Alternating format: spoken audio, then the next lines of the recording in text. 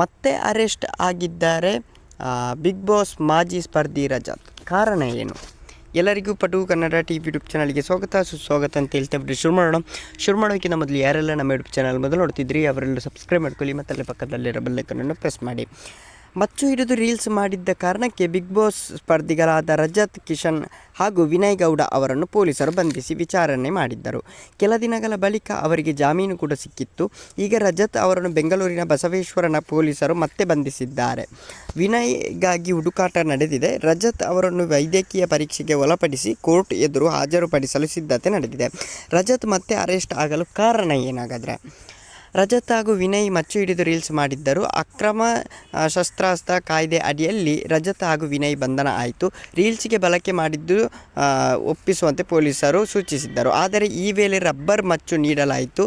ಇದು ಕಣ್ತಪ್ಪಿನಿಂದ ಆಗಿದ್ದು ನಿಜವಾದ ಮಚ್ಚನ್ನು ನೀಡುತ್ತೇವೆ ಎಂದಿದ್ದರು. ಆ ಬಳಿಕ ರೀಲ್ಸ್ಗೆ ಬಳಕೆ ಆದ ಮಚ್ಚನ್ನು ಎಸೆದಿದ್ದಾಗಿ ರಜತ್ ಒಪ್ಪಿಕೊಂಡಿದ್ದಾರೆ. ಕೇಸ್ನಲ್ಲಿ ಇದುವರೆಗೆ ಬಳಕೆ ಮಾಡಿದ್ದ ಮಾರಕಾಸ್ತ್ರವನ್ನು ಪೊಲೀಸರ ಎದುರು ಹಾಜರುಪಡಿಸಿಲ್ಲ. ಹೀಗಾಗಿ ಸಾಕ್ಷಿನಾಶ ಎಂದು ಸಹ ಪೊಲೀಸರು ಕೇಸ್ ದಾಖಲು ಮಾಡಿಕೊಂಡಿದ್ದಾರೆ.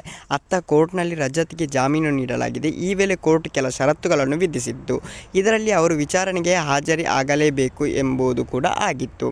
ಆದರೆ ರಜತ್ ಅವರು ಕೋರ್ಟ್ ವಿಚಾರಣೆಗೆ ಹಾಜರು ಆಗಿರಲಿಲ್ಲ. ಹೀಗಾಗಿ ರಜತ್ ವಿರುದ್ಧ ನಾನಾ ಬೇಲ್ ವಾರಂಟ್ ಹೊರಡಿಸಿತ್ತು. ಅವರಿಗೆ ಬಂಧಿಸಿ ಕೋರ್ಟ್ ಮುಂದೆ ಹಾಜರುಪಡಿಸುವಂತೆ ಸೂಚಿಸಿದೆ. ಕೋರ್ಟ್ ಆದೇಶ ಮೇರೆಗೆ ಪೊಲೀಸರು ಮತ್ತೊಮ್ಮೆ ರಜತ್ ಅವರನ್ನು ಬಂಧಿಸಿದ್ದಾರೆ. ಓಕೆ ಗೈಸ್, ಮುಂದೆ ನೋಡೋದಲ್ಲಿ ಸಿಗೋಣ. ಅಲ್ಲಿವರೆಗೆ ಲೈಕ್, ಶೇರ್, ಸಬ್ಸ್ಕ್ರೈಬ್ ಅಂತ ಹೇಳ್ತಾರೆ. Love you so much.